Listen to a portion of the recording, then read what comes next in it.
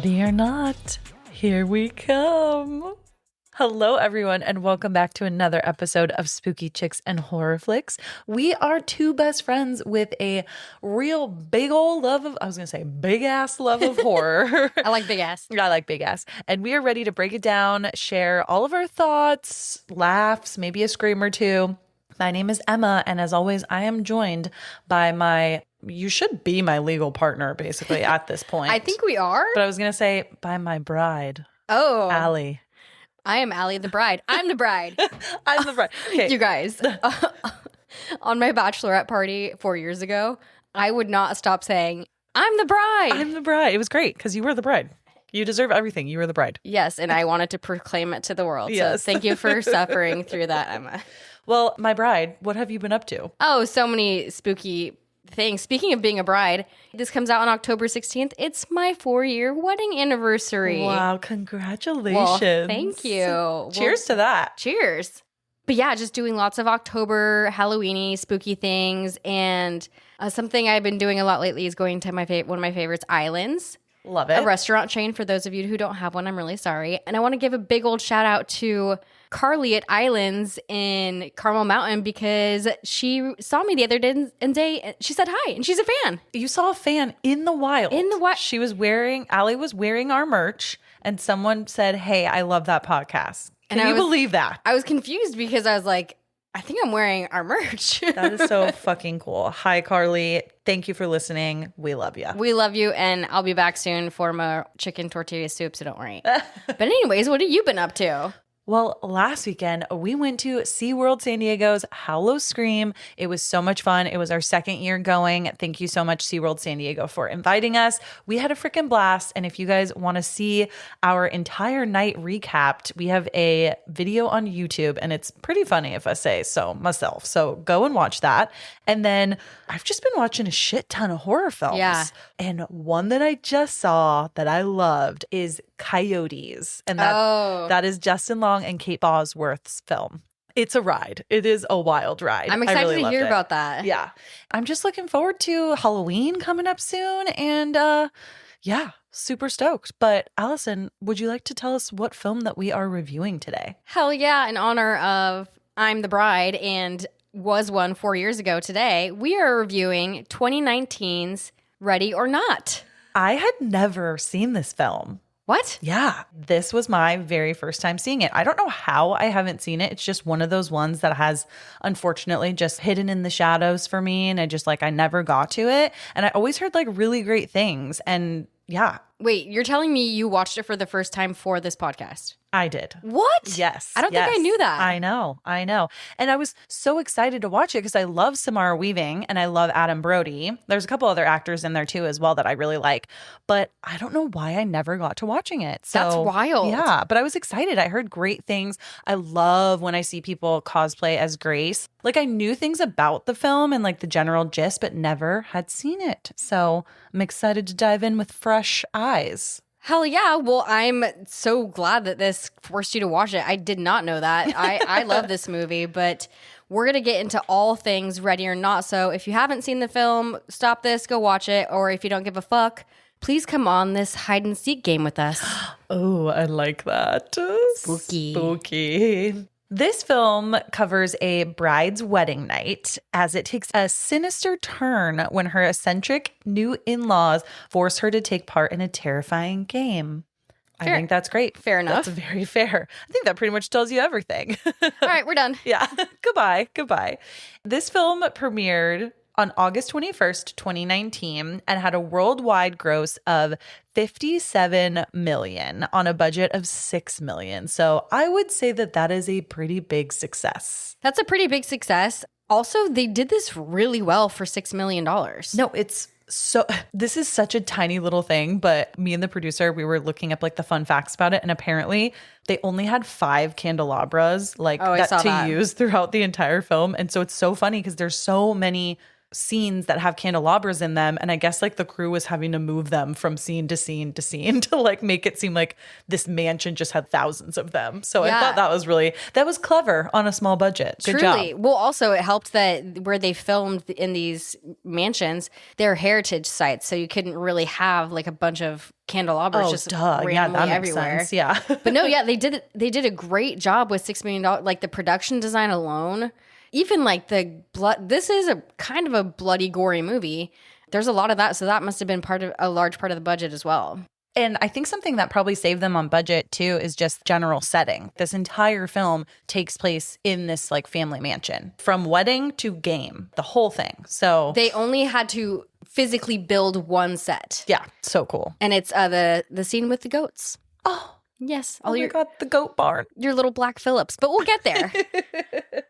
This film has a 6.8 out of 10 on IMDb, which I would maybe give it a solid 6. I liked this film. I don't know if it deserves close to a 7 because to me that's like pretty high in my eyes, but I did think it was fun. I did really like it. I've seen it multiple times now, and I do find that I like it a little bit more each time. But do you have the Rotten Tomatoes for us? Yes. So Rotten Tomatoes, the tomato meter is 89, which is super high. Okay. I think even to me, that's oddly high. No, total. That is high. I really like this movie, and I think, what the fuck, 89%? The popcorn meter is 78, which I agree with more, but even that's still really high. I like this movie, and I'm saying that's high. Yeah. Huh. I think the 6.8 out of 10 for IMDb is pretty on par with my thought. Your thought? Okay. Yeah. This film is also directed by Matt Bettinelli-Olpin and Tyler Gillett. And they're from the Scream universe. I did not know that. Yeah. That is so cool. The newer Screams. Okay, very nice. Are they involved in like the new one that's coming out? Oh, I don't know. I'm not really sure. I wasn't really familiar with them at all. I mean, other than Abigail. Oh. And then they did Scream from 2022. That's a newer one. That is the newer one. And then they're going to be doing, I'm really bad with Roman numerals. I am too. They did Scream 5? Yeah, I believe that. No. There's 5 and 6. I think this one's Scream 6. Shut up, Furbo. Oh my God. Your Furbo continues Always. to be haunted. So yeah, like very, very cool that I didn't realize they were even involved in a lot of my like favorite movies. And Tyler Gillett, he was the director of the segment 10/31/98 for the VHS film. That was from 2012. So very cool. We got to do that on the pod soon. We got to add that to the wish list. Let's do it. But going back to their involvement in Scream, I always forget that Samara Weaving is in the newest Scream. Oh. I think it's number 6. Yes. I think that's the one she's in. And a fun fact about that is in the opening scene where she's about to get killed, spoiler on that. Sorry, it's been out for a while. It's on you if you haven't seen it. But she is walking through like the subway in New York, and a girl dressed up as Grace from Ready or Not walks by her. Wait, that's so fucking cool. A cute little ode. God, you guys know that we love when horror films give those to other horror films. I love that. Yes. Oh my God, how fantastic. So look out for that next time you watch Scream 6. Oh, yeah, we're like, question mark? I'm so bad with Roman numerals. I need a lesson. Somebody help me. Did we have to like learn that in school? Why are we supposed to know this? I don't think I did. Oh. You should know. Aren't you supposed to know Greek things because of I was in a sorority? Yeah. I don't even know the Greek alphabet. You think I'm going to know the numbers part? That's a damn shame. I know. Well, let's fucking get into this film. And cheers to you. You are the bride. I am the bride. And I'm the groom, right? Is that like, I feel like that's assumed here right now in this situation? Okay. Yes. Sorry, Kevin. I've known her longer. True. Very true. But yeah, everyone come on this hide and seek game with us. And cheers to this episode. Cheers. I'm the bride. Our film opens to a room with a vintage sign with a devil on it. And it's like very cartoonish. And this sign reads, LaBelle's Gambit. Take a risk, gain the advantage. Something that I really appreciate about this movie is the set production really allows you to just dive right into what we're expected to see throughout the film. Yeah. We just go right into, okay, rich family, ornate setting, just over the top richness. Totally. And it's just like, okay, it's like screaming old money. Yeah. Like everything is very vintage, but like very good quality.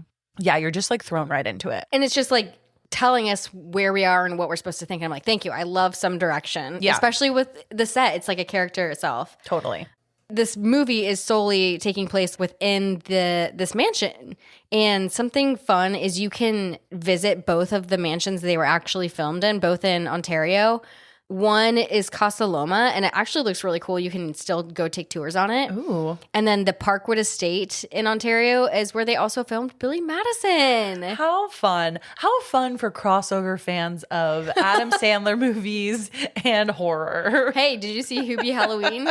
I did. So did I. People shit on that movie. Are you going to shit on it right now? Moving on. I think it's kind of fun. But anyways, suddenly after we see this vintage sign, we are now being like taken into the like grand halls of the Domas family estate. And we are about to find out that there's like a terrifying game that's going to be underway. Yeah, so we're basically just jumping right in with action. We see two little kids. I'm really bad at guessing how old children are, but they... I feel like they're probably like 7. Yeah. One's older, one's younger. I would say like 8 and 6 maybe. Sure. I like that. Yeah. That feels right. Sure. But we have these two young kids. One is Daniel, the older brother, and Alex, the younger brother. We're kind of in chaos with them, and Daniel's trying to get Alex to hide while we see a man who's now been shot with a crossbow and is asking Daniel for help. We can also see more of the family start to appear, and there's this woman in white who's like screaming in protest. We can assume that she's a bride because we kind of know that that's what's happening in this film. She's the bride. Right. She's the bride. Right now.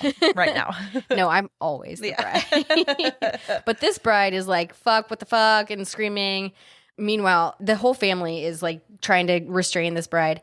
And we see a paternal figure, a woman, a mom seemingly, and tells the little kid that Daniel, who helped capture this man, the supposed groom, and she's like, I'm so proud of you for helping out. She's just giving him Daniel affirmation. Thank you for helping catch this man. And I think it's pretty obvious from the start that like this woman in white, they are trying to kill her groom, but she's obviously protesting. But you have all these questions as to why, you know? And then some of these family members too are wearing these like really spooky masks that almost have like half of their face showing. It's very Phantom of the Opera.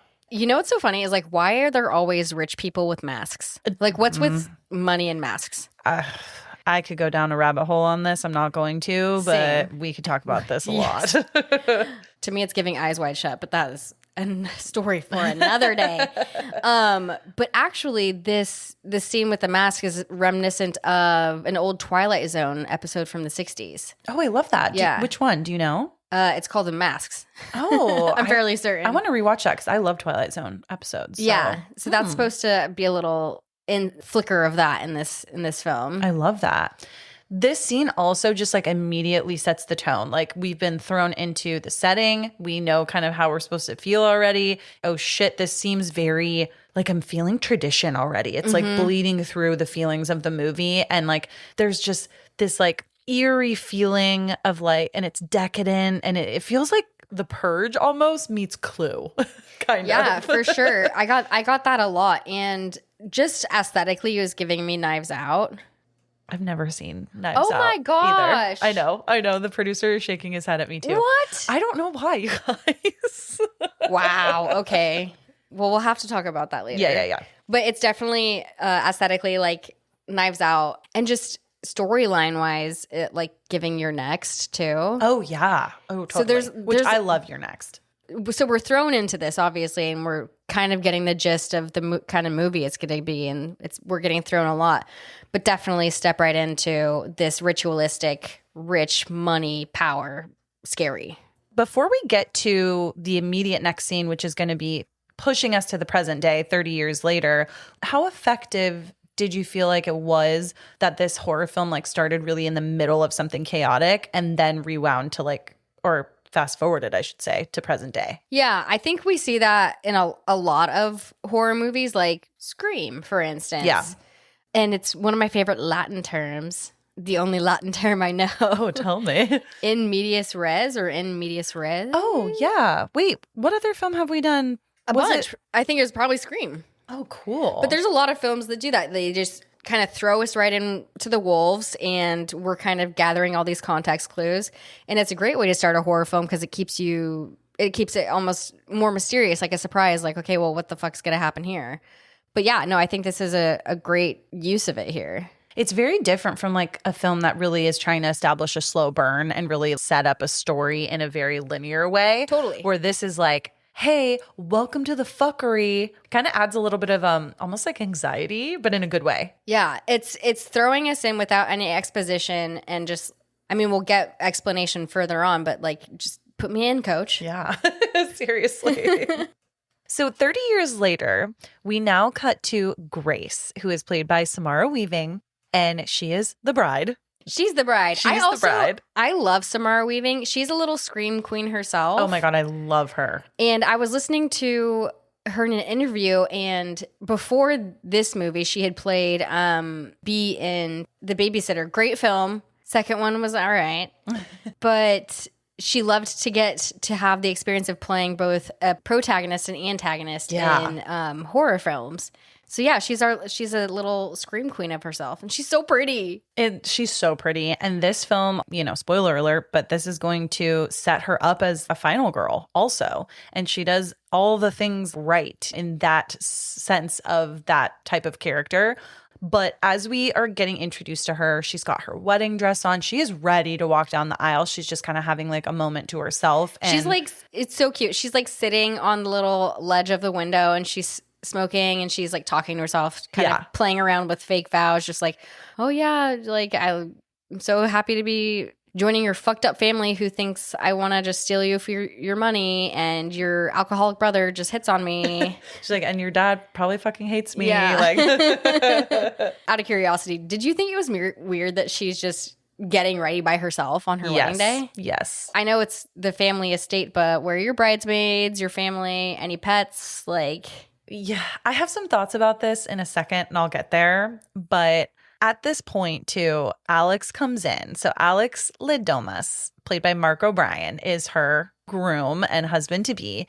And he comes in, he's chatting with her, and he kind of catches her as she was saying, like, oh, you're fucked up family. And he's like, no, you're right. Literally, my family is fucked up. It's kind of an interesting scene because he almost like gives her like an out, I think, a little bit, or he's just, I don't know. He's just kind of cavalier about the whole thing. He's essentially saying it's not too late. Yeah, yeah. And he's also like, it's just my family. Why do you care what they think? And then she goes into an explanation of like, she's like, I want to like impress your family. Yeah. Like, why would I not want them to love me? Yeah. And kind of talking about how she can't wait to be a part of a real family, and that's why having an actual wedding is important to her. Just a little bit of that explanation. But we do find out later that she's like a foster kid marrying into this wealthy, big family. Like, she's obviously pretty desperate to fit in, but like clearly kind of overwhelmed by this like new family dynamic. And I think that plays a lot into why she doesn't have anybody really at the wedding for her too. Because like, obviously she doesn't have parents really.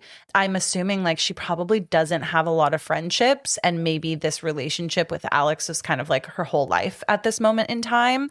I think it makes it a little bit easier too for this wealthy family to suck her into their world, because it's going to be all encompassing and she's not going to have time for anyone out on the outside. Yeah, it's like convenient. Yeah. All of that. Still weird because they have a lot of guests at the wedding. I'm just like, where are her people? Yeah, I think it's like literally all the rich family side. Yeah, and we kind of get some context that Grace and Alex have been dating not the longest amount of time. Like, I think it's 18 months. Something considerable amount, but still pretty fast. And she described it as like a bonathon. Oh, you mean like we have to take a break from our bonathon we've been having to get married. So they have this like cute little flirty relationship. Obviously, they're getting married. They love each other. Yeah. But I just looking at them as characters, I couldn't help myself but think, what do they do in their 9-to-5 jobs? What do you think? I would love to know. I think Alex is a portfolio investment hedge fund manager. And I think that Grace works at a local health food grocery store. Really? Yeah. if I Okay. didn't have to think too deep into it. What do you think?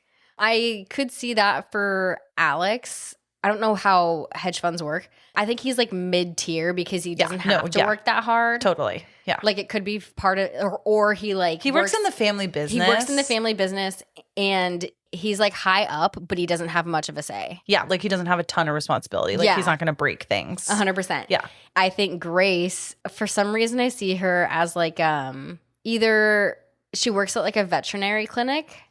Oh, I could see that. I don't see her at a grocery or a health food store. I'm seeing her as at one only because it's just like I could see her judging the pretentious rich people that come in to buy really, really overpriced stuff. And she sort of like tries to fit in with it, but then like talks shit about them when she like leaves her shift for the day. That could be. I also see her as a some kind of counselor. I was just going to say it could be really cute and wholesome, and maybe she's like going to school to be a social worker or For something. some reason, I saw her in school too. Yeah. All right, so we've got Let's go with that. Okay. We've got that solved. Yeah. Going back to this moment with Alex and Grace, it's quickly interrupted by Alex's brother Daniel, who is played by Adam Brody. We love Adam. We love him. Also, talk about a little Scream King. He's got a lot of range. He's in this. He's in Jennifer's Body. He's in Scream 4. This man, too, is also so freaking sweet in The OC. He is also in that newer show. It's totally escaping me right now. That he's in with Kristen Bell, and he plays like a sweet rabbi. Nobody wants this? Nobody wants this. I love that this man can play literally kind of like an evil character or like someone that's just like a little bit more conniving and then also be like America's sweetheart at the same time. I love it. Even when he's playing conniving, you're still like, okay. I love you. Yeah. Totally. And I love this part too because he's trying to kind of give Grace almost some like bad wedding advice. I also wanted to say, going back to Alex being in the bridal suite before the wedding, that's setting off a switch for bad luck. Oh, because totally. I didn't even think about that. Yep. There's, that old wives' tale that you're not supposed to be or see your bride before you get married. Yep. Oops. I did a first look, so hey, I'm 4 years later, I'm still married. But that triggers, possible bad luck. And now the future brother-in-law, Daniel, coming in too. I'm like, girl, you ain't married. You got two brothers in your room before you're. You got two brothers in there. What are you doing? Seriously. But you're right. Daniel is kind of, you don't belong in this family. And he says, trust me, it's a compliment. Love that, honestly. And is it just me, or here and throughout the entire film, I feel like Grace and Daniel have more chemistry than Grace and Alex? 100%. I think part of it comes from Daniel. She even mentions like at the beginning, she's like, your drunk brother or your alcoholic brother always like hits on me. So we know we're getting it 100% from Daniel's perspective. But I do think later in the film, we see her almost kind of play it to her advantage a little bit. Yeah. Also, if that were my future brother-in-law, that'd be an issue. Okay, wait. First of all, of course, he's an alcoholic. He helped kill a man when he was like 8. Yeah, he's got issues. He's full of issues. It makes him more charming. He's way more charming. Yes. So yeah, I get that flirty vibe, but he's also seeming protective. Yeah. Knowing what we know, Alex has every chance to straight up tell Grace what's going on with their family traditions. Daniel, not so much. That's not who she's going to marry. That's not his place to tell her. But Daniel really is like, this is your chance to get out. Most of the time in real life, maybe a brother-in-law or someone would be making like a joke. But in this film specifically, the tone quickly is like, is this a joke or is this serious? You know, him being like, no, seriously, like, don't do it. I'm trying to warn you, kind of. Yeah, and he's just like being more protective than Alex. Yeah. And we see that a lot throughout the film too. The reason why they're being so weird about all of this is because we come to find out that the Domas family comes from what's called the Dominion of Games Empire, which is a game company that came out with apparently hundreds of different types of games. That's like how they make their money. And they're rich. They come from old money, kind of like what we thought at the very beginning. And they are very strange. I could literally talk about an entire episode about how really, really filthy rich people are very strange. And they tend to do really weird things and have strange hobbies because they're constantly hitting a level of thrill and excitement. And they always need more. Yeah. That's dopamine. like really like the gist of it right there. But later on, like we start to see some of the family dynamic come out because actually weirdly before the wedding, they start taking like family photos. Some people do that just to get it out of the way. No, that's true. You're right. I don't know why it just seems so weird in this film. It does. It did to me too. And then I was like, wait, I'm pretty sure I took photos before I got married. You did. But Just I don't know. People like to do it to get it out of the way so they can go party. I think it's because the family just does not seem excited. Normally, like any of like your wedding, all your family that was taking photos with you before the wedding, they would like see you for the first time and they're like, oh my God, you look so beautiful. Kevin, you look so handsome, blah, blah, blah. This family feels like, okay, let's just get this fucking done. Totally. But that's how we're being introduced to the family, like you said, and we're seeing those personality traits. And one of my favorite scenes is they're taking these photos and Grace is standing there with, I think, Daniel. And Daniel's just like still drinking. And Grace looks over with this kind of freaked out look. And she's looking at this little old woman who we come to learn is Aunt Helene. This little old woman's just like sitting scowling. She's got her hands like weirdly placed on her lap, just like straight up scowling. And she's got an intense look too. She's got this like really short haircut with her hair all like kind of slicked back, but like up. She reminds me of Roz from Monsters Inc. Yeah, they're twins. Twins. I know. Absolutely. Like I can't not see Roz just doing everything Aunt Helene does in this movie. And so she's staring at that. And then we also see the family patriarch, the dad, Tony. And he's talking to, I think, Daniel, too. And he's like, basically saying our favorite child, Alex, could have done better than Grace. How fucking rude. Also, what's wrong with Grace? Grace is a great choice. Like, what is it that you don't like about her? Truly, maybe it's because she's not coming from money. Probably. But we have Charity, who's Daniel's wife, who says, oh, she'll never be one of us. And Daniel's like, duh, she has a fucking soul and we don't. So we're seeing all these little dynamics of like who gets along with who and who has what kind of quirk going into this wedding day. And again, there's like all these sarcastic jokes being made that you can't tell if they are real or not.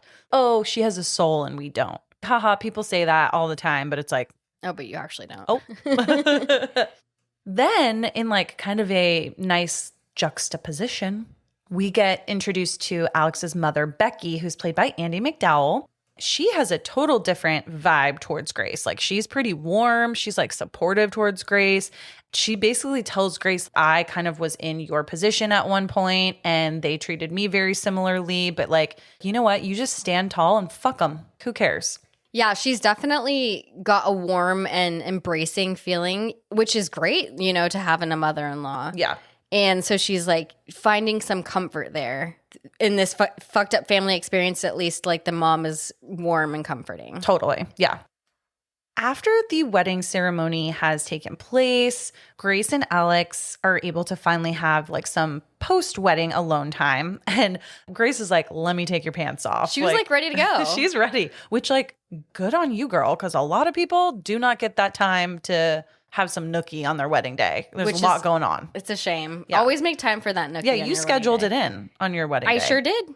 I think it's great that they're like making a little bit of time for themselves, but out of nowhere, they see a reflection, or Grace does, of Aunt Helene.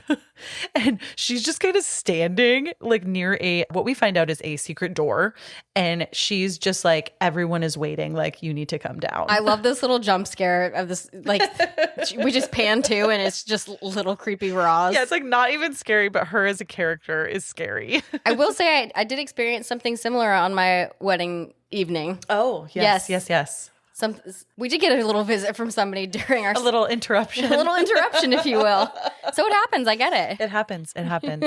Aunt Helene leaves and, is like, okay, come down, guys. Like, you need to come down to meet the family and we're going to do some stuff. Alex is like, Grace, like the family's waiting for us. And there's something I need to tell you is that at midnight, you are going to have to play a game per tradition that they've had for years and years. And it's basically like an initiation to the family. Yeah, I just have so many questions. Okay, was there no party? Why is now everybody okay? So was there no party? B, or did we just skip that entire part of the wedding? Maybe, I don't know. That's true, but like I don't know. Shouldn't they be more intoxicated or tired getting back to their room? You would think. Also, this is another opportunity where Alex had the time to say, look, this is what could happen.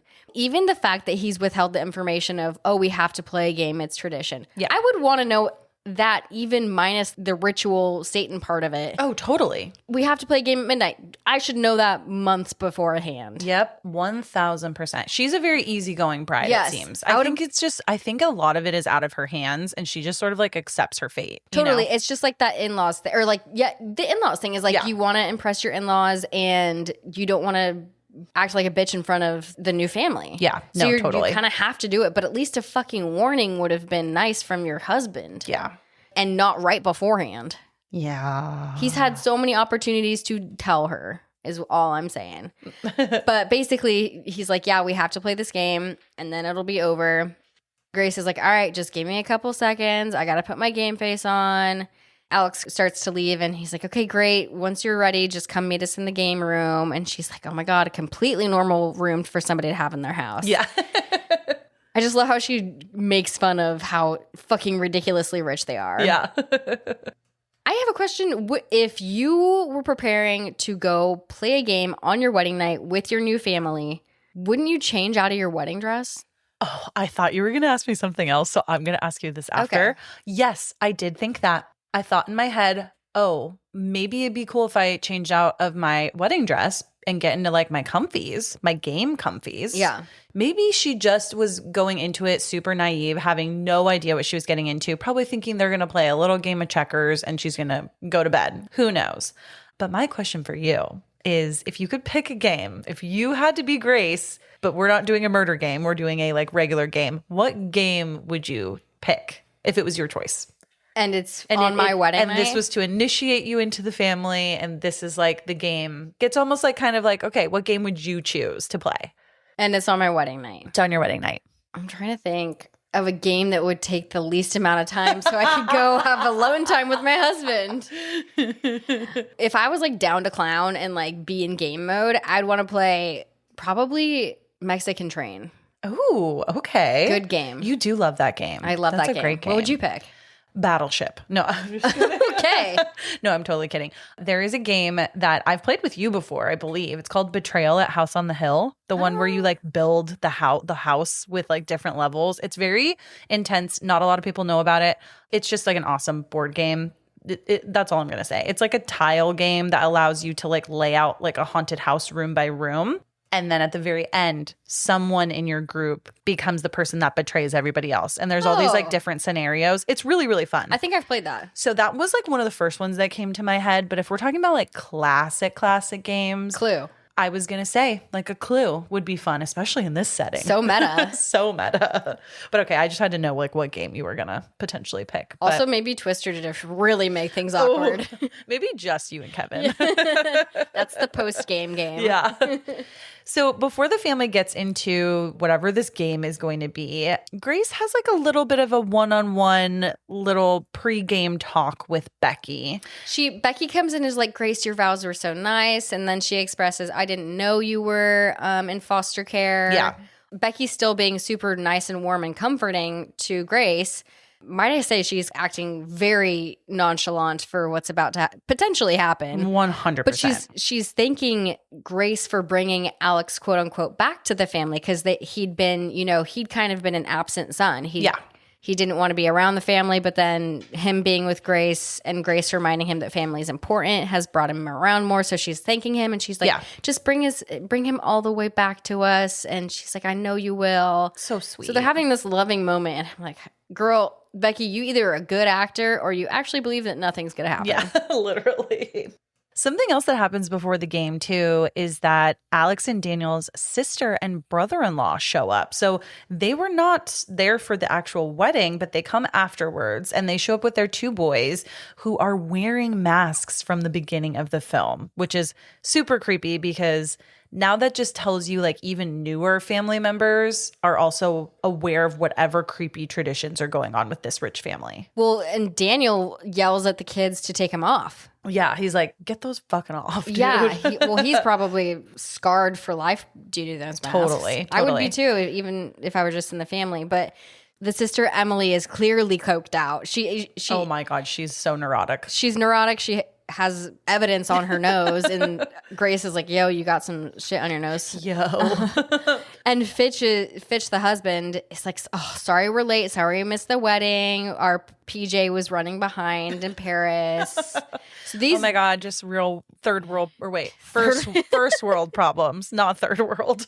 Not third world. Fitch and Emily are like on a different planet of arrogance and wealth. Totally. They all make their way into the quote unquote family members only game room, which is funny because it's almost like a double entendre. Because you think when they say game room, we've already seen some board games and stuff at the very beginning of this film. It is actually more of a hunting game room. There are like hunting trophies everywhere. Alex's father, Tony, then he kind of like gathers everyone around the table, and they have one chair that is empty, and it's reserved for Mr. LaBelle, I think. But we don't get any context just yet.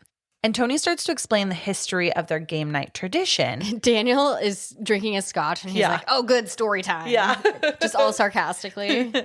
And the story essentially is of how one of the ancestors of the Domas family met Mr. LaBelle and procured this like game box. And now it is a tradition that they play this game when anyone is being like initiated into the family. Hence, someone is getting married. And he sort of explains how the game is going to work and like all of that stuff. While he's explaining the story, he's kind of pompous and a proud patriarch of this fucked up family. He's like proud that we have this lineage of fucked uppery. Yeah, you know what I mean? How this game works, there's this box and a blank card is going to like go into the box, and then Grace like presses a button or something and the card comes out and it will tell you what game is to be played. And most of the games that come out are usually harmless, like Old Maid or like chess. Yeah, that's what the Charity and Fitz had pulled, who also married into the family and had to do this exact same initiation. They had pulled Old Maid and chess. Yeah. Supposedly, Mr. LaBelle had picked these games for them, and that's exactly what he's going to do for Grace, is pick which one she's going to play. Yeah. As she's drawing the card, everybody, you can tell, is kind of on edge and a little scared. It's like a little bit more intense than it should be, at least from Grace's perspective so far. It's like, why is everyone freaking out about this card I'm about to pull? Alex, since they've sat down, looks like he's about to He's about to lose it. He's about to lose it. He looks like he's about to shit his brains out and has really bad diarrhea. He's like pale white with sweating bullets. Literally. Like, get this kid a washcloth. But so Grace pulls a card and looks at it and kind of chuckles, like a cute little chuckle. It's so cute and innocent. It's like she's excited about the prospect of what the card is going to say. Well, and she said, are we really going to play this? And Aunt Helene is like, what is it, girl? And she flips it. It's hide and seek, and everybody freezes. Oh my God. It is like you could hear a pin drop. And Grace laughs like she's thinking it's a joke, but we find out that it is not. 'Tis not a joke. 'Tis not, unfortunately. I don't remember the last time I played hide and seek. I would be pissed too. I pretty regularly play hide and seek with the dogs. I knew you were going to say. That was actually Nala's favorite game. So she loved it, and she would know where I was. I hid in the same spot every time. And she would come and get me, and she'd get equally scared every time. It was the best. Ugh, a dog's love. Dogs are just the best. Yes. So Tony, it kind of like cuts ahead a little bit, and everyone's up and they're like getting ready to start playing this game. And Tony is talking to Grace like one-on-one, and he's like, you can hide anywhere in the house, and then we will count to 100 and try to find you. And she's like, well, is there a way I can like actually like win this game? And he's like, oh, well, if you stay hidden till dawn, technically you'd win. This kind of threw me a little bit, and it should have been some kind of indication of something's fucking weird. As Tony is talking to Grace, he's uncuffing his sleeves and like rolling up his sleeves. Yeah. I would have been like, what's going on, buddy? What are you doing? Why you gotta roll up them sleeves? And Grace straight up says, well, you guys kind of have an advantage, right? Obviously, you know the grounds in the house better than I do, but there's also cameras everywhere. And he goes to mention, oh, we play like Mr. LaBelle would have played, and he wouldn't have had cameras. Or I think it's his the grandfather. Yeah. We play as my grandfather would have played, and he didn't have that technology back then. Yeah. So we don't use the cameras. Yep. Then the film follows Grace as she playfully kind of goes down the hall and she's like looking around. She takes off her shoes. There's no urgency. No, she's like kind of laughing down the hallway, kind of clacking around. Maybe she's got a cute little champagne buzz. Yeah, totally. Totally unassuming. And then while she's doing that, there's this juxtaposition shot of like Tony handing out all of these old school weapons to the rest of the family. But Grace doesn't see this. But Grace does not. Yeah. They're back in the game hunting room. Yeah. They're pulling off all these things from the wall, like giant axes, a crossbow, a old school gun. Like a spear gun, I think, is like one of the things. It's like one they actually used in the little prop in Clue. Yeah. It's legit that kind of gun. Oh, so cool. They're all kind of stoic and getting handed their weapons, and Grace is still like, beep, beep, bop, boop, where am I going to hide? Yeah. And it should also be mentioned that Alex, during this time from when his now wife has chosen the hide and seek card to them getting ready to play, this man is visibly distraught. He is not making a huge deal about it necessarily, but he is like... He's not doing anything. He's not okay, though. You can tell he is like... He doesn't want to participate. He's like, I'm not doing this. They don't say it, but it's like said without saying that he's going to stay locked in the game room and someone's going to watch the door to like make sure he can't go and help Grace. Well, because he looks so distraught, Becky, his mom, comes in and is like, oh, why don't you sit this one out, honey? Yeah. And Charity agrees to sit with Alex and watch him. Yeah. But he's like not doing anything. Yeah. Yeah. He's just like frozen. The first place that Grace like tries to hide pretty playfully is in the dumbwaiter. She's almost like getting bored. She's talking to herself, pretending like somebody's asking her, how was your wedding night? Oh, and it was great. I hid in a dumbwaiter right after I got married. As someone who doesn't have a lot of money, I'm actually surprised that she knew what a dumbwaiter was. Good call. But do you know where I think she learned it? Tell me. Harriet the Spy. Interesting. She likely loved that film as a young one. And I think that's where she learned it. I like that theory. Yep. That's my thought. Is that why we know what it is? Yes, and I literally had the full thought as I was watching it. I was like, how does she know? Okay, she probably knows from Harriet the Spy. R.I.P. Michelle I was about to Trachtenberg. say, well, R.I.P. For some reason. That's why we know it too, because we do not have dumbwaiters in our house. I think we also have a curiosity with things that are old as well, because that's like a cool thing. My brain went to, for some reason, the weird hall closet in The Sixth Sense. Oh, yeah. That's where I was envisioning, but I like Harriet the Spy way better. The dumbwaiter is a good use of a scare, a little bit. For sure. I'm surprised it's not used more, unless I just haven't been thinking about it that much. Well, now maybe we'll notice it. Totally. Yeah. Maybe we'll start ranking dumbwaiters like we want to do an episode ranking layers. Yes. Maybe I'll put a dumbwaiter in my house. Just throwing it out there. And Kevin will put me in the dumbwaiter. Because then I don't have to walk upstairs. Yes. Yeah, you and the cats. Cool. That's how he'll get you up to bed. Yes.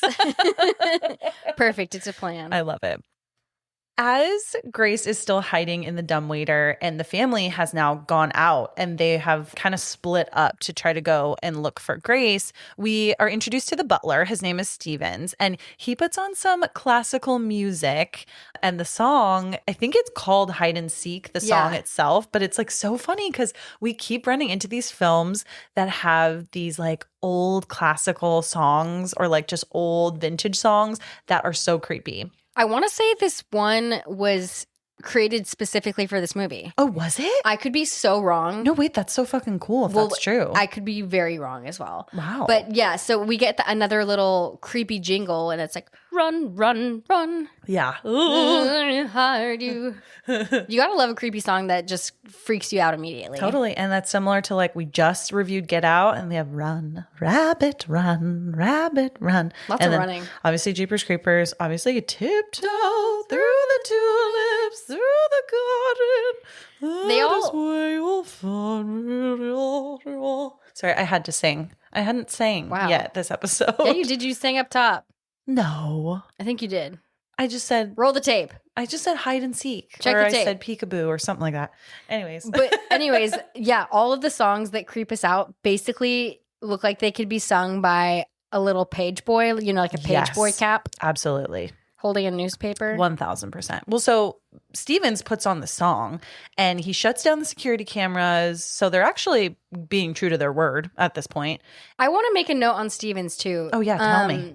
Stevens looks like he has been working for the family for like forever. He's like the Alfred to Batman. Oh, yeah. But not also because I fucking love Alfred and this man Stevens is evil. Oh, yeah. So we don't like Stevens, but Alfred's the shit. We love Alfred. But he's very invested in this fucked up ritual they're He about probably to do. does. It probably truly is like his whole life. Like serving their family is everything he has. Well, shit. So he kind of has nothing to lose. Or he does, and we just don't know. Yeah. We are with Becky and Fitch, and they're walking down the hall together looking for Grace. And Becky tells Fitch that she's only had to play this game once since she's joined the family. And if you can guess what time that was, I think that a lot of us at this point in the film can make a connection that she's talking about the very beginning of the film when we see that bride who, guess who the bride was? Aunt Helena. Or Aunt Helena. Got My Chemical Romance on the brain. I love Helena.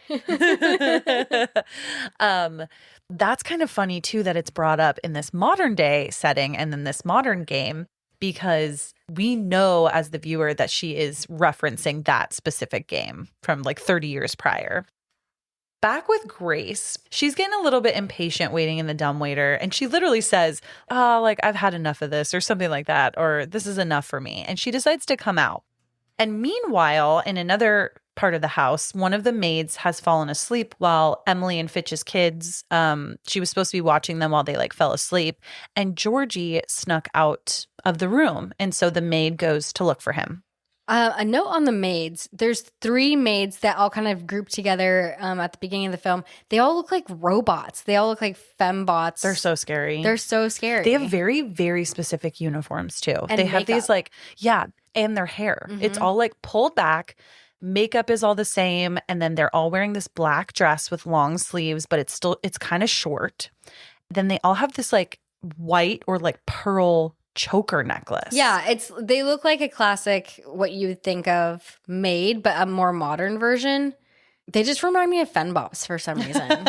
I was waiting for them to pull out those booby Little guns. booby guns. They should have. They should have been armed with those. We should be fembots for Halloween.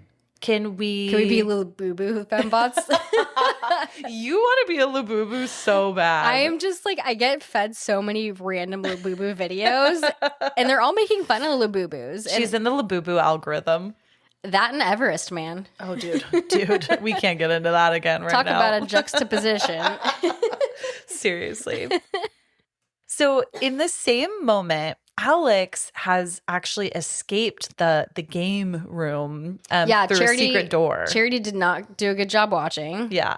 Alex is able to grab Grace and he pulls her into a room and Grace like quickly realizes that something is wrong when one of the maids is accidentally shot in the head right in front of her in that room. Her and Alex are like hiding on the Behind a side of the bed. yeah. And this just cues like full blown panic. Grace, I think now is starting to gather that it's either kill or be killed. Well, Alex is starting to explain and this happens, and Grace then looks over and sees the maid's eye has been shot through, and she's like, what the fuck? And Alex is trying to calm her down and now is explaining all of this shit to Grace that he should have explained way beforehand. And we get a bit of an exposition moment where the family runs in because Emily, who shot the maid, was like, she's in here, I shot her. And then Daniel runs in and the dad runs in and Daniel's like, does she look like she's wearing a white dress? Because we get the explanation that they must be hunting Grace, the bride. Yeah. And that's part of the ritual. And we learn that they have to keep her. They're like, Emily, you would have fucked up anyways because you shot her in the head. We need her alive. So they need Grace. They need her alive to complete this ritual. Spooky. So they're supposed to hunt her down, but not kill her. Yeah. Yeah. Oof. Once the family is able to like clear the body from the room, so they take like the maid's body out, then Alex and Grace are finally like alone again. And Alex wants to help her try to escape through like some secret servant tunnels that they have throughout the house. He has a moment with her. I think they're in some sort of like a boiler room or, you know, somewhere where there's like a bunch of pipes and stuff for the house. One of the rich people castle rooms. Yeah. That like you know, like in a mall where there's those hallways. Literally, that's what it is. That's what it is. And he reveals to her that if the family doesn't kill her before dawn, his whole family believes that they will die and that this is all part of a pact and like a game that they've had to play for many generations. And this is all connected to Mr. LaBelle. And you could have told her this a long time ago. And they... Oh, yeah. She's horrified, as rightfully so. Yeah. And I think that he was either... I'm not sure why he'd be in denial since he knew this has happened before. But I think he is playing it off as like, I really didn't think this would happen. I didn't think you'd draw the card. I didn't think people or my family would actually die. Yeah. But that's still not an excuse for not telling her up top. No. And she's having this realization of like, fuck, like my husband knew about this possibility and married me anyway. Mm-hmm. Because she probably wouldn't have married him if she knew about this ahead of time. Right. And rightfully so, too. He does explain that to her. You wouldn't have married me if we didn't do the whole big wedding thing. Yeah. Or you would have left if I told you. And I'm like, I don't know about you, but if Kevin had told me, okay, I love you, but we have this family pact, like if we get married, then X, Y, Z will happen. Why don't you just not get married? Yeah, don't get married. Be a life partner. B, take your person, your partner, go find a witch, see how you guys can break the curse. Mm-hmm. I know a lot of good witches. Yep. Okay, so you guys could ask me. And then also like learn some protection spells. Check out the girls from the craft. They have a lot of tips I think that they could share. Maybe find that witch, the one that owns the store in the craft. She could probably help here. And then like worst case scenario, talk to Black Phillip directly. And say, hey, I know that we have this binding to our souls, but I think we can make a deal, a different kind of deal. Maybe a lifetime supply of butter is in it somehow. I don't know. I have a lot of thoughts for some remedies here.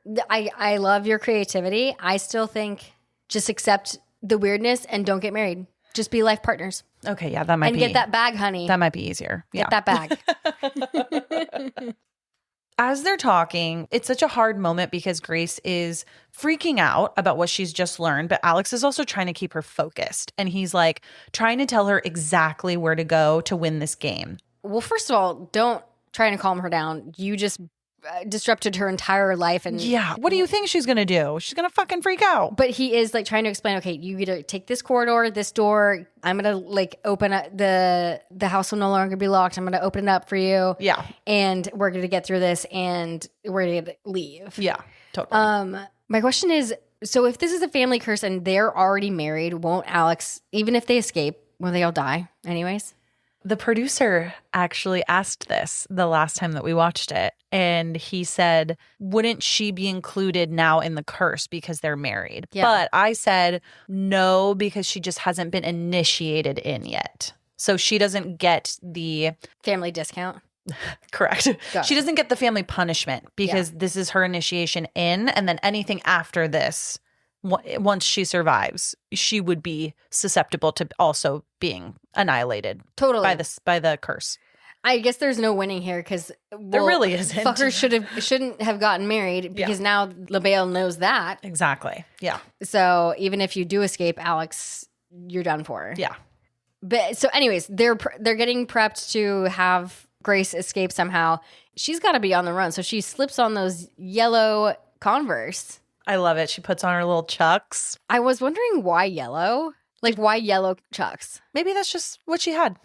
Maybe she just likes them. And I read a fact that they had discontinued making those kinds of Converse high tops, so they had to paint those. Oh, that's interesting. So I'm like, why yellow? Huh. Maybe it just adds like a little pop of color. Little pop. Little pop. She's still got her full wedding outfit on, by the way. Yes. But she takes her long dress, or like bottom part of her dress, and she cuts it so that it's a bit shorter. It's not like super like crazy short, but maybe like mid calf length, so that she still can like run around and has like better mobility. And there were 17 different versions of Grace's wedding dress that were created by costume designer Avery Plews to show the progress of Grace's night and how her clothes correspond to her attitude, which I really loved. And you can I think that's a great use of a costume. Oh, it's so good. Yeah. Also, she uses her dress throughout the film as a weapon or a resource. Her dress is a main character. Her dress is a main character. Fully. Like, if she gets injured, she has a built-in tourniquet right there. She can like load up all of her ammo on it, and her dress is a character. It's a little bit of a protectant. Totally. In a lot of ways. Yeah. Love it. So Grace goes back into the main halls. She's got some directions from Alex, and she's trying to figure out where to go. You guys remember, she doesn't know this fucking house. So even though she has some loose directions from Alex on how to get out, she still kind of has to figure it out. And what does she do? Love this part. She immediately runs into most of the family trying to dispose of the maid's body. And Emily, that fucking crazy neurotic coked out bitch, just fucking brings her gun up and tries to yeet her, but misses, thank God. And Grace is able to escape to another room. All this craziness is happening, and all these rooms, I don't know. Very grand. It looks like a whiskey room or something. Yeah, who knows what kind of room it is. Daniel actually comes up in that room behind her, and she's like, fuck, fuck, fuck. And Daniel assures her, hey, I've just come to fix myself a drink. Daniel's basically like, I'm so sorry. And Grace is saying, you don't have to kill me. You're not like this. And he's like, I'm not who you think I am. I'm not the good one, but I will give you a head start.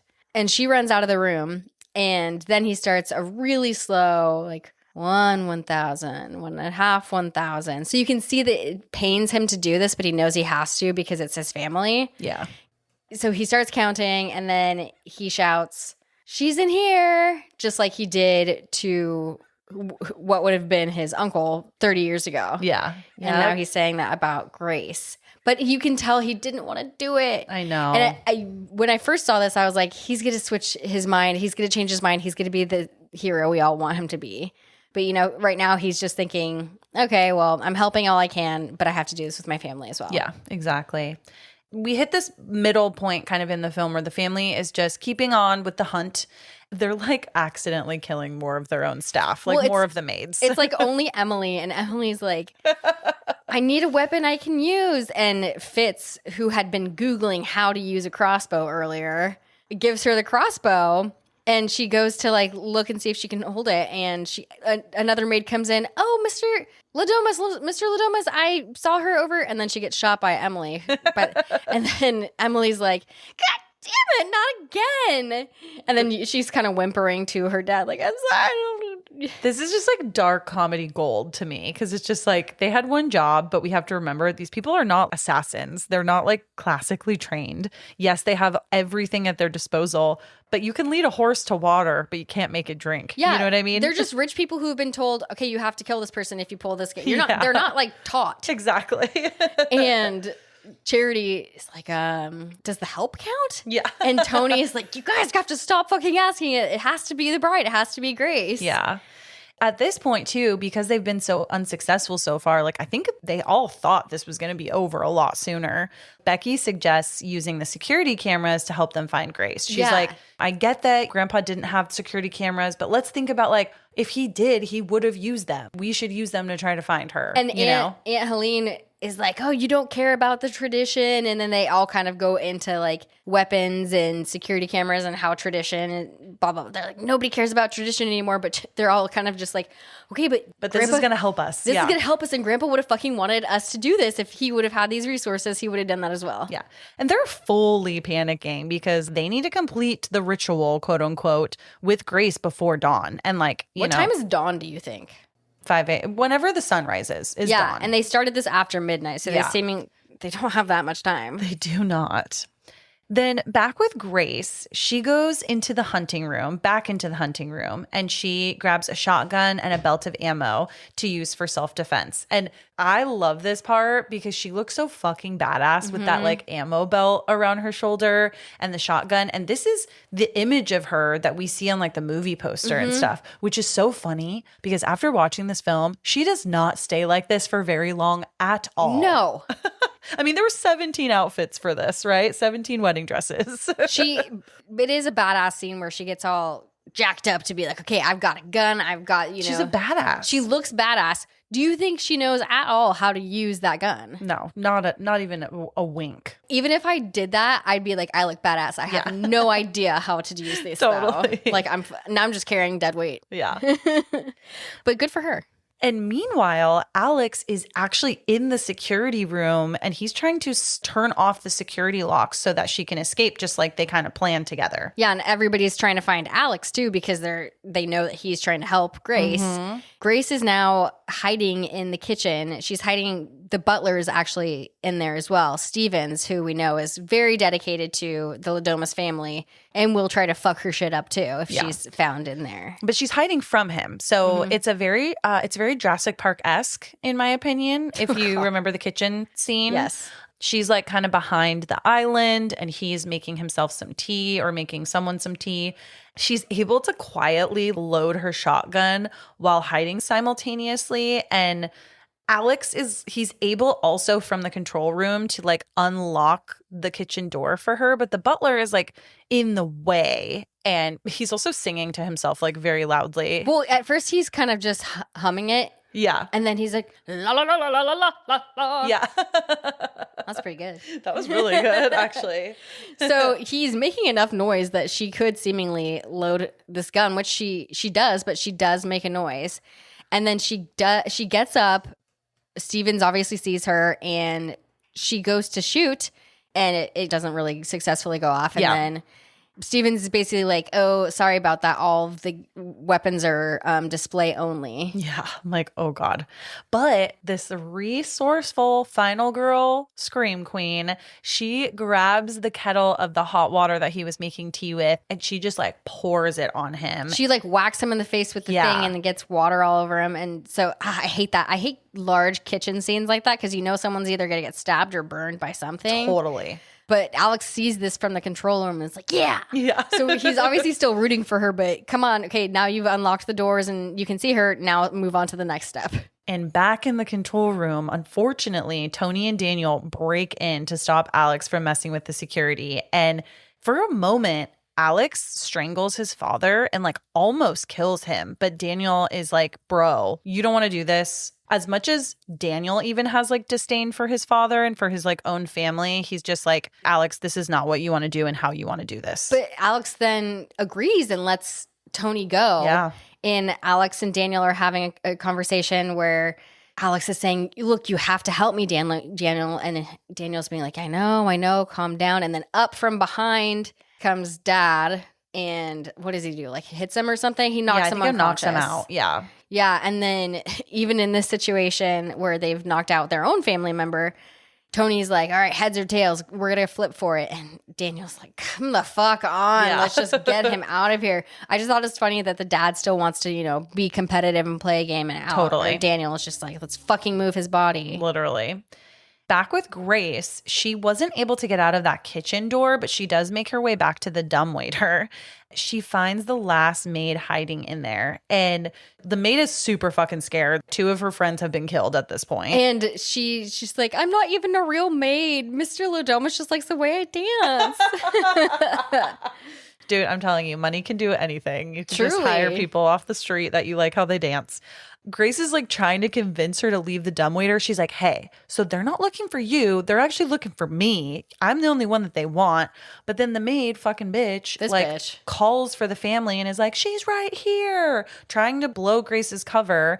But then as she's yelling, Grace, I think, presses like the button for the dumbwaiter, and then Miss Maid accidentally gets crushed. Very Scream-like. Very Scream-like, very Final Destination-like as well. Yeah, very Final Destination. I kind of love it, actually. Then she leaves. The butler, Stevens, he finds the maid. And like, it just seems like everyone is just like a few steps behind Grace, which I kind of love. She's always just like a couple steps ahead. And it's very not realistic because they would definitely have the upper hand. But Totally. We love a good movie. Totally. Then Grace has now made it where she's hiding right outside on the roof of a window.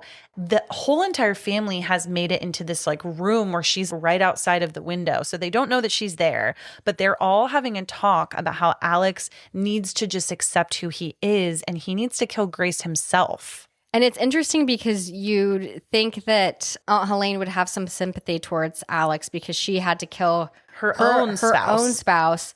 You would think that she'd be like, no, this is awful. It's a horrible feeling. But she's saying, no, Alex is the chosen one. He's the one that needs to take over. He needs to be the one to kill Grace himself. And that Alex is the one that's chosen to take over because he is the one who saw Mr. LaBelle in that chair in that room that they keep long ago, yeah. that they keep open for Mr. LaBelle. Totally. So they're all freaking out having that conversation. Grace has now escaped outside of the mansion into the woods on their massive property. And so she's still like on property, technically. They probably have like thousands of acres, let's be real. And she makes it to a barn on their property, a goat barn. And she actually finds Georgie and she's like, oh my gosh, thank goodness, Georgie. And Georgie was the missing boy from earlier who like the maid fell asleep and he snuck out of his bed. Yes. She's like, thank goodness, Georgie. Look, I need your help. And she puts up her hand while she's talking to him and he shoots right through her hand. And then she immediately punches him. It's so like Death Becomes Her when she like blows the shotgun hole through her stomach and like this essentially same thing happens, but in Grace's palm. There's just like a perfect hole that you can see through. It's like Samara Weaving has great screams in this film. They're intense. She has like they're visceral, real. Yeah. Like they're visceral. Visceral is a great way to put it.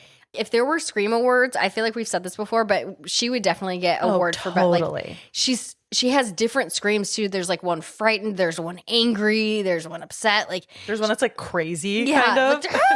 Like and her eyes are all huge and she's all snarled. Yeah, she wins some awards for screaming. Yeah.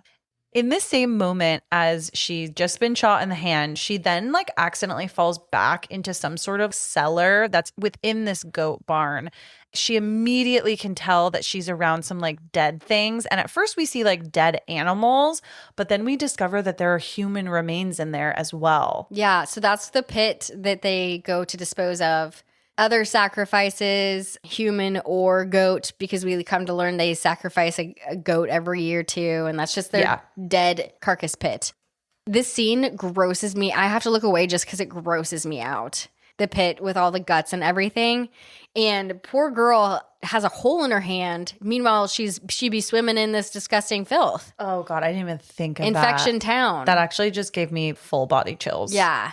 Ooh, no thank you. Next stop. But I do love a goat barn. You do all those little Black Phillips, but they're not living deliciously. No, they're not. Not in this instance. No, they're not. We need to complain, actually. We need to complain to management. So she's in this fucking pit, and she obviously needs to get out. So she's climbing this ladder to try to get out. And first of all, don't trust that sketch-ass ladder. Oh my God. That looks rotted. Yeah. No one is designed to be getting out of that cellar. We'll just say that. That is true. Then why is there a ladder? What happens to the ladder, though? There you go. It breaks. So it breaks while she's trying to climb up it. So she's got one hand on the ledge of this pit. She got some upper body strength. Dude, I would have fallen immediately. I would have fallen with two hands. Same.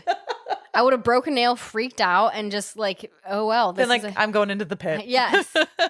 I'm accepting my fate with Black Phillip's goat death pit. Ew. But anyway, so she's trying to get out of this goat pit. As the viewer, we can see she needs to get her other hand up top. And we also see that there's an exposed nail, because of course there is. Of course there is. Sticking up out of the wood. So she swings her other hand up to the top of the ledge with like all of her force because she needs all of that strength. And she just smacks that other hand right into the nail. Grace makes it out of the cellar, bum hand and all.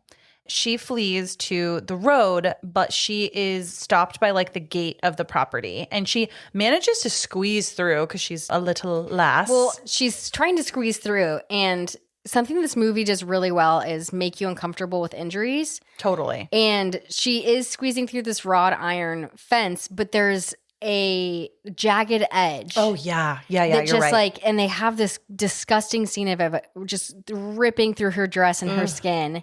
She's not being a badass about it. She's like, I mean, she is and she isn't, but she's screaming because obviously it hurts. So I'm glad they made her scream. But like, she's just going for it because she knows she has to get out. So she's just letting that wrought iron tear through her skin so she can get out to the other side. Yeah. And as she's flagging down this car, it drives right by her.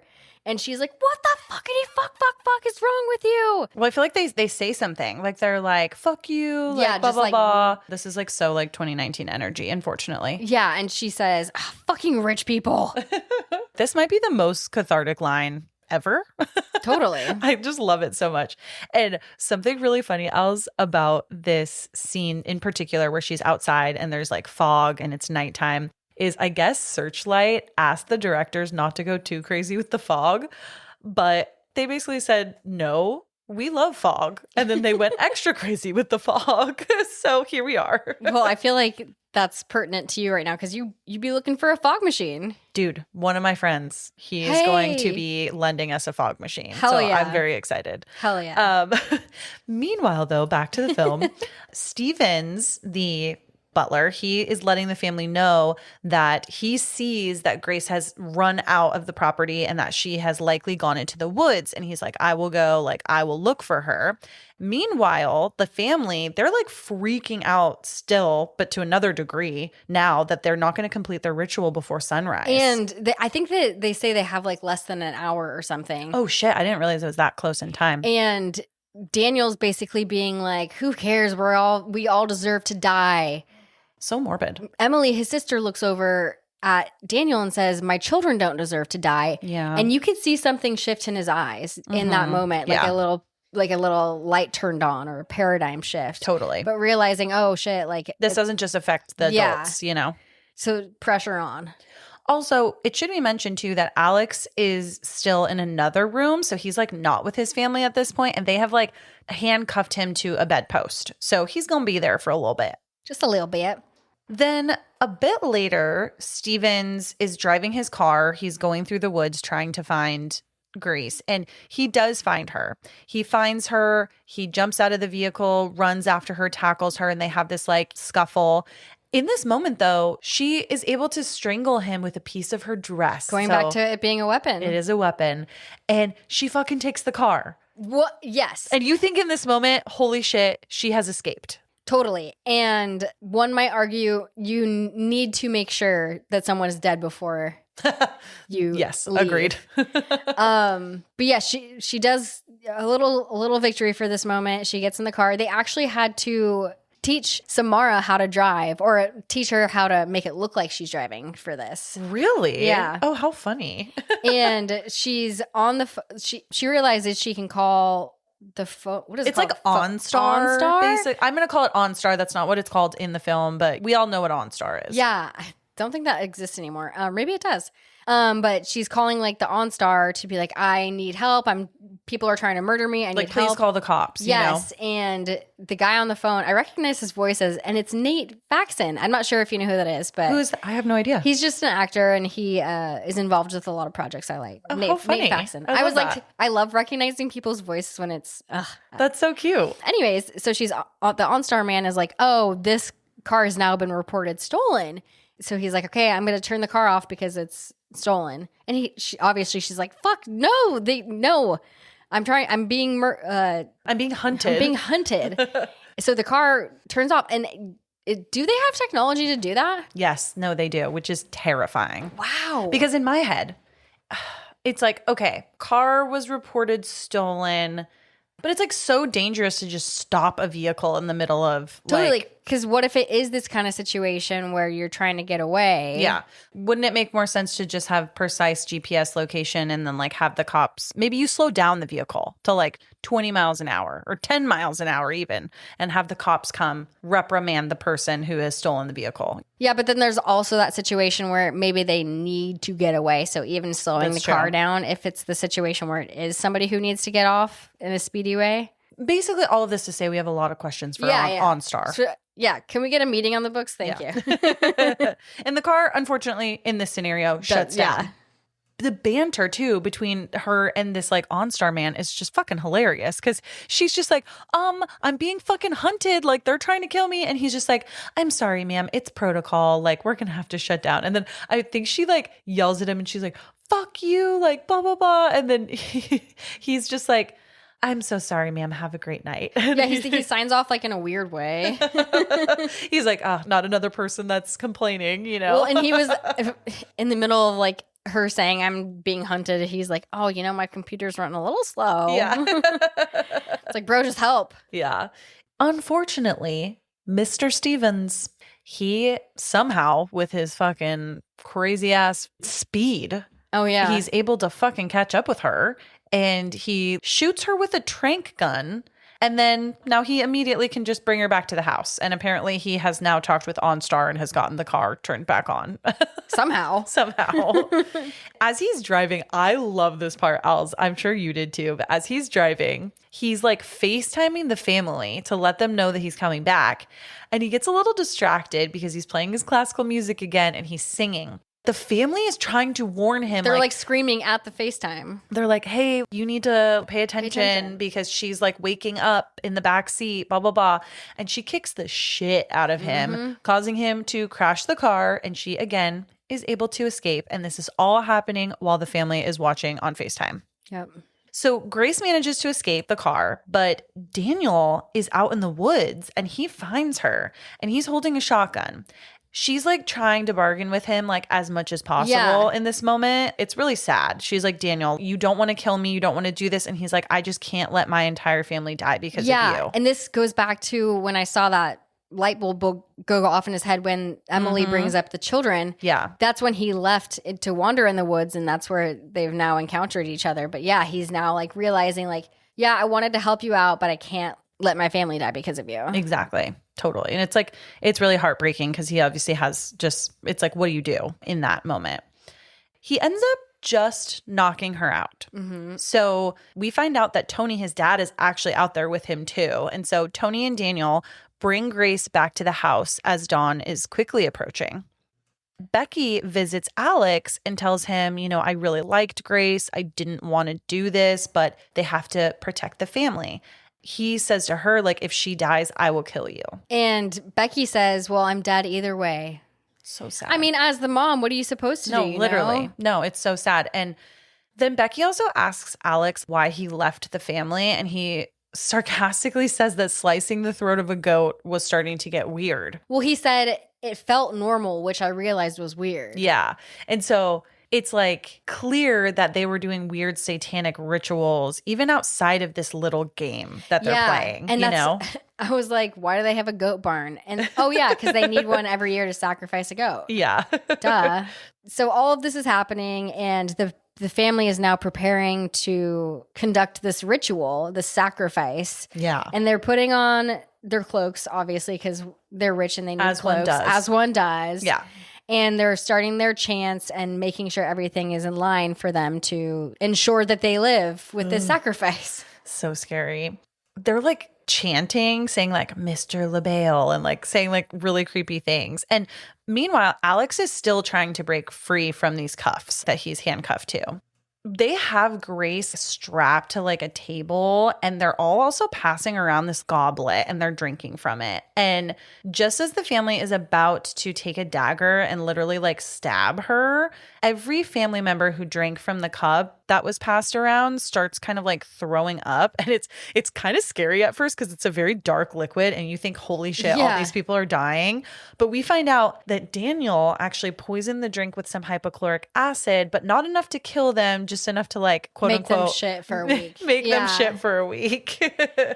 So good on Daniel for, again, coming to help release Grace. And he gets her off the table and they're about to leave. And in the hallway, we run into Charity. She actually ends up shooting Daniel. Yeah, on accident. Yeah, on accident. And then Charity and Grace have like a little bit of a scuffle before Daniel unfortunately like dies from this gunshot wound. How savage. I mean, not having to shoot your husband, but she ends up shooting her husband. And it's like, you're the reason he died. Yeah, so sad. So in the middle of all this scuffle, she's leaving and Tony finds her actually and calls her the sacrificial goat. So lots of goats being sacrificed in this. Yeah. During this encounter, Grace actually bludgeons him with a lantern, which then starts a fire within this massive mansion. My goodness. It's all so crazy. What you say? Oh my God. That you only meant well, of course you did. It reminds me of that scene in the OC. Oh my, immediately. I know Yeah. exactly what you mean. There we go. Alex finds Daniel, and this is just like such a heartbreaking moment because they obviously have so much love for each other as brothers. And like Daniel, I think as the older brother, has always tried to like protect Alex. And now all of this trauma has happened yet again. And Daniel was not able to protect him. And Alex just like watches him die. Yeah. And Alex is saying, not you, Daniel. I need you, Daniel. And he's just holding his brother. And yeah, he's dying in his arms. So sad. And then Grace runs into Becky. Becky like tries to shoot her with an arrow but misses. And then Grace takes the box, Mr. LaBelle's box, and bludgeons Becky with it. So while they were filming the scene between Becky and Grace, it was the second day of filming, and Samara actually hit Andy McDowell in the head with a prop that was too heavy. And oh my God. Yeah. Holy shit. With the box? Yeah. With the box prop? Yeah, she actually ended up like injuring her a little bit on the second day of shooting. But Oh my Andy God, Andy sad. McDowell was a savage and just like, it's fine. She's like, I'm good. Oh my God. And just as Grace has killed Becky, Alex finds her. And it's a little bit of an awkward reunion. And they like chat a little bit. There's still like urgency, but they have like a couple words exchanged. And he says to her, like, you won't be with me after this, will you? And then in a shocking twist, you guys. Well, Alex is he's sounding apologetic. He's like, I'm sorry about this. You know, there's nothing he can do now at this point. Yeah. It's like damage is done. And that's, I think, why he's like, you're not going to be with me after this, are you? But she could be taking it as he's going to help me now. Alex is going to help me now. Yeah, no, totally. But in a shocking twist, Alex calls for his family and takes Grace hostage so that they can finish the ritual. And this feels just like, oh my God, my heart, like what a big betrayal. Obviously, he is part of the family, but there were so many clues and so many things that told us that Alex was not going to like give in to their darkness. But I think it's hitting him because this is his first, well, actually second ritual like this or game like this in his lifetime, where I think he's realizing he is going to die if they don't do this ritual. Yeah. Or at least in his mind, he's believing that. Totally. And I think there was that part of him that loved Grace like so much that he wanted to fight a little bit. Yeah. But that part that loves his family and knows he needs to protect his family is bigger than that Totally. part about loving Grace. And it's just really coming out. He's taking over. He's like, okay, well, this is my role now. I'm going to be patriarch. So he knows he has to do what he has to do. So crazy. Right as they're about to like do the ritual again, they are all like restraining Grace down just physically with their bodies, not with any kind of like actual straps or anything. Alex is going to complete the ritual and stab her. She's able to move a little bit and he only stabs her like in the shoulder. You know, it's a little bit of a kerfluffle, I should say, between all the family members because Grace like hops up and they have not killed her. And Aunt Helene like looks at the window and it's cracked open and the dawn light comes in and it just like goes right on her. She's freaking out. She's like, holy shit. So dawn has broken, but nothing's happening. Classic Fitch saying, I know this is bullshit. And they're all just looking at each other in like disbelief. Alex actually starts to kind of be like, I'm sorry, honey. Like everybody's kind of It's so just crazy. looking at each other just like, what the fuck? You know, it's not true. It's like wild. And then they start exploding, literally. And it starts with Aunt Helene. Yeah, because Aunt Helene's yelling, okay, the sun's out, but the girl still dies. We're not taking any chances. And then she blows up. And then everybody's like, what the fuck? I love this scene because I love seeing bad people just get theirs. You know what I mean? Like, well, even like Emily runs out with the 2 kids behind her, and you get 3 little separate splats out from the hallway. Yeah, you don't like see it, but they like it's inferred. Yeah, and like everyone one by one, they start just fucking exploding, and it's amazing. And Grace is just she's already fucked up. Her dress is already fucked up, but we have a new level now of like dishevelment. She's just like covered in blood and guts, and she's just laughing to herself. How are they making these like literal explosions so funny? This is like a mix of gore and absurdity. And I think that's what makes it hilarious. I loved it. And even Grace's or Samara's comedic timing through all this is just like brings a lot of levity too. Who was your favorite explosion? I think the little kids. Just because I thought it was funny. They were off screen, but it was like a little blip, blip. I love it. Who was yours? Who was it that explodes right in front? Is it Alex that explodes like right in front of her face, and then the blood gets all over her, and she sort of just like, she kind of just accepts it and is just like, all right, I've got all this blood and guts fucking all over me. One final thing too that happens before Grace is able to leave this fucking horrific mansion that she's been a part of this crazy game is she looks at that one chair that they had reserved from the very beginning for Mr. LaBelle, and she gets a small flicker of his spirit, almost like a well done kind of. Almost like a well done, or like, now I got to communicate with you to continue this ritual in some fashion. But it's like, she's broken it though. Like she won technically, or right? She now signed the seal with Mr. LaBelle. Well, and one thing I forgot to mention is she tells Alex before he explodes that she wants a divorce, and she like starts taking off her ring. Yep. But I was telling the producer, I'm all, bitch, no, get your bag. Get your bag. She fully is now like the sole inheritor. I want to see this plot line play out in Ready or Not 2, which is coming out. It is. I'm really excited for it. But so now basically she's the one left standing in this burning mansion. And to wrap out the film, we get this epic scene where she's coming out of the mansion that's going up in flames. Her dress is now blood soaked and stained with all this disgusting stuff. Yep. And she's just like kind of casually walking out, and she's ready for that cigarette. She goes to light her cigarette. She deserves it. And she sits down. The firefighters that come up are asking, obviously, oh my gosh, what happened? And she just kind of looks at the camera and goes, in-laws. And that's a fiend. But did you know they weren't going to end the movie that way? No, I didn't. They were actually going to have her die. Oh. And after different script iterations and realizing that this went into production in 2018, so their world was already starting to get kind of fucked up, they're like, why don't we let the people have the cake and eat it too? Oh, I love that. So they changed it from her being killed by the family to now she's probably the sole inheritor of this fortune. The La Domas Dominion. Dominion? No. Well, Dominion. Dominion Games, I think is what it's called, but the La Domas Empire. Sure. She's the last one standing.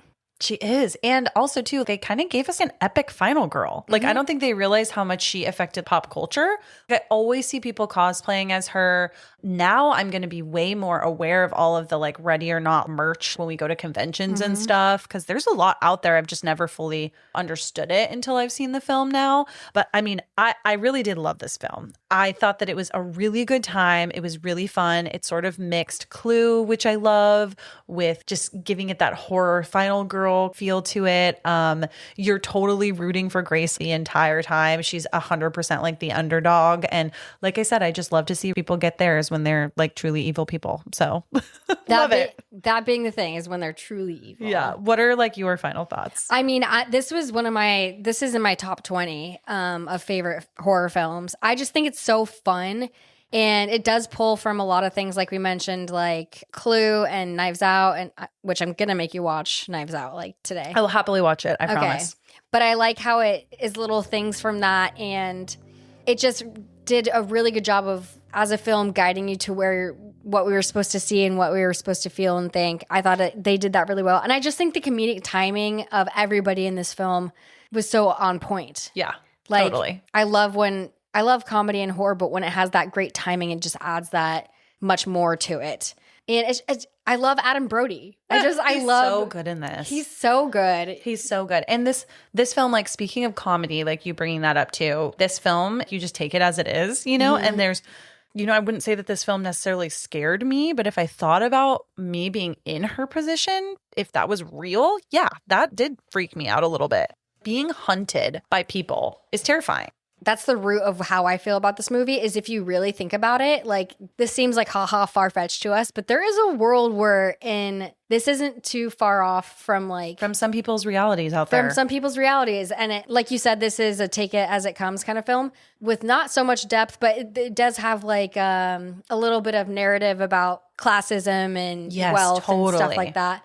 But it reminds me of that book. Is it called The Most Dangerous Game? Where I don't know if I've heard of that. It's like something in school we had to read, but basically the Hunger Games, essentially. Oh, yeah. Okay. So yeah, that concept of being hunted. Ugh, spooky. What do you think you would have done if, let's say you were just like Grace and found out right then, right there that this was the family tradition? What are we going to do? I think I would have acted pretty according to the same movements that she made. I think that there were a couple things that she did that obviously just were there for the plot, but like there were a couple choices she made that I think she could have stayed hidden a little bit better. I don't know. I'd be just always looking for exits and always looking for little things. My mind is always working. And like, if I had to get out of the situation right now, what would I do? Yeah. I hate that I think that way, but it's my anxiety. And I think I'd do a good job actually hiding until dawn, potentially. Not if they turn the cameras on, though. That's a different story. But like fully just surviving, finding weapons around the house or things that could be a weapon. Like take a fucking candelabra, you know? One of the five, only five. One of the five. You've got 5 at your disposal. Like swing that bitch at someone, you know? Go to the kitchen, get some knives, like see if you can make a gas leak in the house or something, you know? I don't know. There's just things I would have gone into every room and tried to see like what resources I could pull. Totally. And for somebody who was made to appear as such a badass in this film with like her outfit and her stance and her attitude, she really wasn't that much of a badass with her actions. Like she didn't, and obviously like she got really lucky in a lot of situations. Well, just think of it like, I'm just thinking, okay, if this were like quote unquote real life and this were me, I would be in survival mode. I wouldn't be in strategy mode. Yeah. Like I wouldn't be able to Kevin McAllister with my brain. Yeah. Because I'd be like, okay, I need to actually survive. For sure. But what I'm saying is they make her look like this badass on the outside with these guns around her chest. But in reality, she doesn't really even use that. Use anything. At the end, she has to kill. So she ends up getting lucky, kind of. But for the most part, she's just trying to like get the fuck out and be in defense mode. Yeah. But all in all, like I really enjoyed this film. I love that this film also didn't portray like the rich family as like experts in killing people. Like they had very, very real mistakes that they made several times. Yeah. Mind you. And I also think that they also just did like a really good job at, because of those things, like they made it feel super real. And I think that also, if we're going to get a little deep for a second, Grace, also coming from a foster home situation, has probably had to deal with a lot of situations in her life where she simply had to kind of put emotion aside to just deal with whatever the situation was. And I think that really probably helped her a ton in her survival in this film. Yeah, I would agree with that. But I think this was just like a fun, loving, cute idea. It was so fun. It's very enjoyable. I feel like you can watch this with like almost anyone too. If someone says they don't love horror films, this is still a film you can watch with them. And you know, it still kind of scratches that horror itch. Yeah, it's a family friendly. But no, great film. I can't wait to see what they do with the next one. I can't wait to see the second one. It's going to be so fun. Yes. But y'all, that is Ready or Not. And I'm the bride. You're the bride. And you can find us on TikTok, Instagram, and Letterboxd at Spooky Chicks and Horror Flicks. And if you would like some bonus content and just some fun kind of stuff with us, please join our Spooky Chicks Social Club on Patreon. You can always support us by leaving a 5-star review wherever it is that you listen. But honestly, the best way, you guys, that you can support us and just support the podcast in general is just by telling another friend that loves horror. Share us with the world. We want to make our spooky family as big as possible. We love you all. We love spooky season. And Allie, on that note, will you take us out, my girl? Absolutely. Don't take till death do us part so literally. Maybe brush up on your crossbow skills just in case. And stay spooky fuckers.